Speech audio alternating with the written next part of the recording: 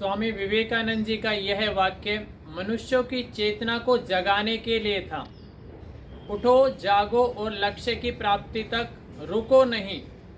मनुष्य सुबह बिस्तर से तो उठ जाता है, नींद से जाग जाता है, लेकिन फिर भी वो दिन में कार्य करते हुए भी सोता रहता है, क्योंकि 5 अवस्थाएं हैं मन की: क्षिप्त, मूढ़, विक्षिप्त, एकाग्र और निरुद्ध। इन 5 अवस्थाओं में मन रहता है हम सब मनुष्यों का, लेकिन ज़्यादातर 99% मनुष्यों का जो मन है, जो चित्त है, वो 3 अवस्थाओं में देखा जाता है: क्षिप्त, मूढ़, विक्षिप्त। ये 3 अवस्थाएं ऐसी हैं जिसमें मनुष्य कार्य तो करता है, लेकिन उसको पूरी अनुभूति नहीं होती है। लेकिन यदि चौथी अवस्था को प्राप्त कर ले मनुष्य, एकाग्रता को, तो वो जो कार्य करेगा उसको उसकी सारी अनुभूति होगी। जो सुनेगा, जो पढ़ेगा, जो देखेगा, वो उसको सदा याद रहेगा। जिस प्रकार स्वामी विवेकानंद जी जागे हुए थे पूर्ण रूप से, तो वो एक बार किसी पुस्तक को पढ़ते थे, हर एक पेज के वाइज वो बता देते थे, एक एक शब्द को कहाँ लिखा है, किस पेज पे लिखा है, वो इतना तक बता देते थे। तो वो है जागना, वो है सच्चा जागना, 100% जागना। तो इसीलिए जोर देकर कहा स्वामी विवेकानंद जी ने कि उठो, जागो और लक्ष्य की प्राप्ति तक रुको नहीं। वो चेतना को जगाने के लिए कह रहे हैं हमें। हमारी जो चेतना है, जो 3 स्तर पर जी रही है, उसे चौथी अवस्था तक लाने के लिए उन्होंने जोर दिया है कि हमारी चेतना जो है वो जागरूक रहकर जिए। हम हर एक कार्य को करते हैं, लेकिन उसमें हम पूरे जागरूक नहीं रहते हैं। तो इसी पर हमें ध्यान देना है कि जो स्वामी विवेकानंद जी ने कहा है, उसे हमें अब ध्यान से समझना है कि उठने और जगने का क्या अर्थ बताया है उन्होंने। उठने और जगने का उन्होंने अर्थ बताया है कि हमारी जो चेतना 3 स्तर पर जी रही है, क्षिप्त, मूढ़, विक्षिप्त में, उसे अब एकाग्रता में लाओ। जो कार्य करो उसे होश पूर्वक करो, पूरे कॉन्शियस होकर करो। उनका कहना ये है हमारे लिए कि हम आज मनुष्य, और पहले भी हम देखते हैं कि शरीर के और मन के लेवल पर ज़्यादा जीता है, जबकि हमारी आत्मा का भी हमारे जीवन में अस्तित्व है, और आत्मा के कारण ही हमारा शरीर है, हमारा मन है। तो हमें इनको भेद रूप में देखने की आवश्यकता है। जब हम भेद रूप में देखते हैं तो शरीर अलग है, मन अलग है, बुद्धि अलग है और हमारी आत्मा अलग है। इसे हम इस रूप में देख सकते हैं: शरीर हमारा रथ है, इंद्रियां हमारे घोड़े हैं, मन हमारी लगाम है, बुद्धि हमारी सारथी है, और आत्मा हमारी रथी है, राजा है। लेकिन हम देखते हैं हम थक जाते हैं कोई भी कार्य करते हैं तो, क्योंकि आज राजा की अनुभूति नहीं है। राजा तो आदेश देने वाला है, वो आदेश देता है, प्रजा, सैनिक उसके कार्य करते हैं। तो उसी प्रकार जब हम ऐसे कार्य करना शुरू करेंगे राजा के रूप में, अपने शरीर से, अपनी इंद्रियों से, अपने मन से, अपनी बुद्धि से कार्य लेना शुरू करेंगे, तब हम थकेंगे नहीं। तो क्यों थक जाते हैं? इसी कारण थक जाते हैं कि हम उससे कनेक्ट हो गए। थोड़ा सा हम डिस्कनेक्ट हो जाएं, थोड़ा सा अपने आप को अलग कर लें, अपनी आत्मा को अलग कर लें।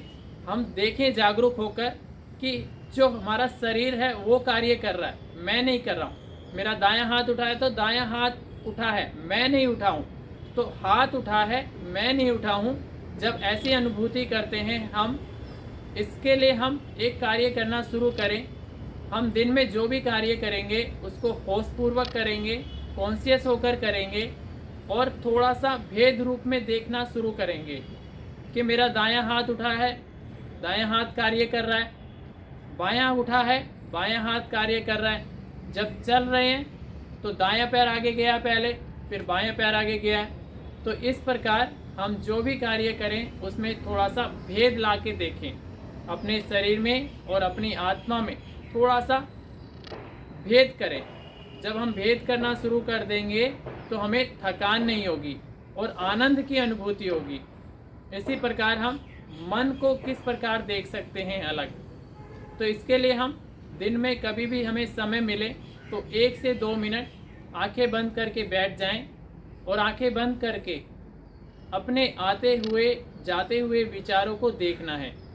मन में हमेशा हजारों विचार चलते हैं, तो उन विचारों को केवल देखना है, उनको बदलना नहीं है। जिस प्रकार के विचार आते हैं उनको बस देखना शुरू करें हम कि मेरे अंदर किस प्रकार की प्रवृत्ति आती है, किस प्रकार के विचार मैं करता हूँ। तो उस प्रकार आप देखना शुरू करें तो भी हम अपने मन को और अपनी आत्मा को अलग अलग भेद रूप में जान पाएंगे।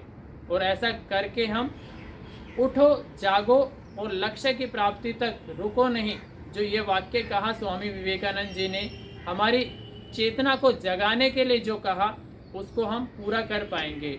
और यही हम सब मनुष्यों का लक्ष्य भी होना चाहिए, क्योंकि मनुष्य का जीवन ही इसी के लिए मिला है कि वो अपनी आत्मा का साक्षात्कार कर सके, अपने शरीर को, इंद्रियों को, मन को, बुद्धि को, सभी को अलग अलग करके देख सके। ऐसा हम कर पाएंगे जब हम कॉन्शियस होकर, जागरूक होकर जीना सीखेंगे। हम जन्मों जन्मों से जन्म लेते आ रहे हैं, लेकिन अभी तक हमें आत्मा का साक्षात्कार नहीं हुआ है।